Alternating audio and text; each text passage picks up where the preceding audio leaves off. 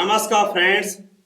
आज हम फरवरी 1937 में जो प्रांतों में साधारण निर्वाचन हुए थे, इसी तरह से केंद्रीय स्तर पर साधारण निर्वाचन हुए थे, उसका अध्ययन करेंगे। मित्रों, भारत शासन अधिनियम 1935 के तहत प्रांतों में विधानसभा चुनाव संपन्न होते हैं। तो विभिन्न पार्टियों कैसा प्रदर्शन रहता है, सरकारें कौन गठित करता है, इसका अध्ययन करते हैं आज।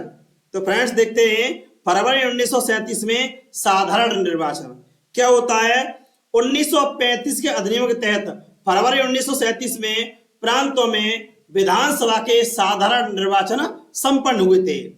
इस चुनाव में कांग्रेस की बड़ी जीत हुई। क्या होता है, 1937 में चुनाव होते हैं, उसमें कांग्रेस पार्टी की बड़ी जीत होती है।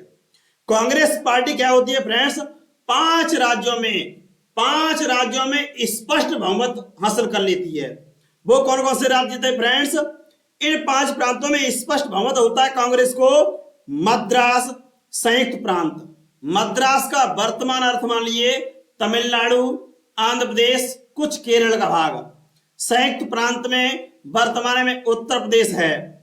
मध्य प्रांत में इस समय मध्य प्रदेश, छत्तीसगढ़ शामिल होता है। बिहार, उड़ीसा, इन राज्यों में कांग्रेस को स्पष्ट बहुमत मिला था। इस तरह से फ्रेंड देखा जाए, बंबई प्रांत में भी लगभग बहुमत प्राप्त हो गया था। इस तरह से बंबई प्रांत में भी लगभग बहुमत प्राप्त हो गया था। और दो अन्य प्रांत थे, वहां कांग्रेस ने गठबंधन की सरकार बनाई थी। इस तरह से कुल 8 प्रांतों में कांग्रेस और उसके सहयोगियों ने गठबंधन के साथ सरकार का गठन किया था। मित्रों, असम और उत्तर पश्चिम सीमा प्रांत में भी कांग्रेस सबसे बड़ी पार्टी बनकर उभरी। असम और उत्तर पश्चिम सीमा प्रांत, यहां कांग्रेस सबसे बड़ी पार्टी थी। बाद में कांग्रेस ने गठबंधन के साथ यहां भी सरकार बना ली थी। इस तरह से फ्रेंड्स 1937 के चुनाव में कांग्रेस के द्वारा 5 प्रांतों में स्पष्ट बहुमत की सरकार बनाई जाती है। और बंबई प्रांत में भी लगभग बहुमत मिल गया था, वहां भी सरकार का गठन हो जाता है। और 2 अन्य प्रांत थे, असम और उत्तर पश्चिम सीमा प्रांत, वहां भी गठबंधन के साथ सरकार बनाई थी। देखेंगे मित्रों, पंजाब में यूनियनिस्ट पार्टी को स्पष्ट बहुमत प्राप्त हुआ था। पंजाब प्रांत था, वहां एक यूनियनिस्ट पार्टी थी जो किसानों की समर्थक थी। इस पार्टी को स्पष्ट बहुमत प्राप्त हो गया था। अब देखेंगे फ्रेंड्स, सिंध प्रांत है वर्तमान में पाकिस्तान।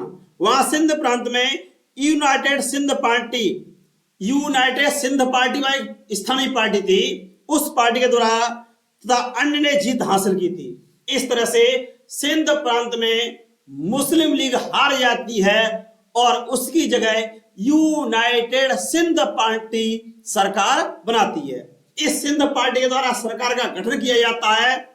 इसी तरह से बंगाल में कृषक प्रजा पार्टी, मुस्लिम लीग और कांग्रेस की त्रिशंकु की स्थिति बन गई थी। फ्रेंड्स, जो बंगाल प्रांत था, वहां भी मुस्लिम लीग हार जाती है और वहां पर कृषक प्रजा पार्टी एक बड़ी पार्टी के रूप में उभरती है, जिससे क्या होता है, कृषक प्रजा पार्टी के फजलुल हक प्रधानमंत्री बनते हैं। इस तरह से सिंध प्रांत में भी यूनाइटेड सिंध पार्टी सरकार बनती है।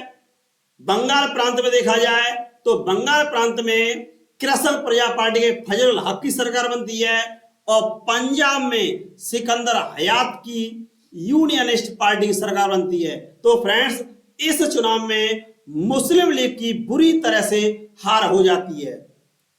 देखिए फ्रेंड्स, कांग्रेस ने असम और उत्तर पश्चिम सीमा प्रांत में भी गठबंधन की सरकार बनाई थी। इस प्रकार कांग्रेस के द्वारा स्पष्टतः और गठबंधन के साथ 8 प्रांतों में मंत्रिमंडल का गठन किया था। कांग्रेस ने फ्रेंड्स कितने प्रांतों में किया था? कांग्रेस के द्वारा हम पढ़ चुके हैं कि 5 में स्पष्ट, 1 में लगभग स्पष्ट और 2 प्रांतों में इसके द्वारा गठबंधन के साथ मंत्रिमंडल का गठन किया जाता है। अब देखें मित्रों, केवल पंजाब, सिंध और बंगाल प्रांत में भी अन्य दलों ने सरकार बनाई थी। इस तरह से फ्रेंड्स, कुल 11 प्रांतों में लीग को कहीं भी सरकार बनाने का अवसर नहीं मिल पाया था, क्योंकि वह सिंध में हार गई थी, पंजाब में हार गई और बंगाल में हार गई, जो कि एक मुस्लिम बहुल प्रांत थे। इस तरह से फ्रेंड्स देखेंगे, इस चुनाव में मुस्लिम लीग की बुरी तरह से हार हुई। वह मुस्लिम बहुल प्रांतों में बुरी तरह से हार गई। मुस्लिम मेजॉरिटी स्टेट थे, वहां बुरी तरह से हार गई थी। लीग की हार का बड़ा कारण था, और लीग क्यों हार रही थी, इसका कारण था असम वैली पार्टी। जो असम प्रांत था, वहां असम वैली पार्टी ने जोरदार ढंग से चुनाव लड़ा, जिसके कारण वहां समर्थन हासिल हुआ था।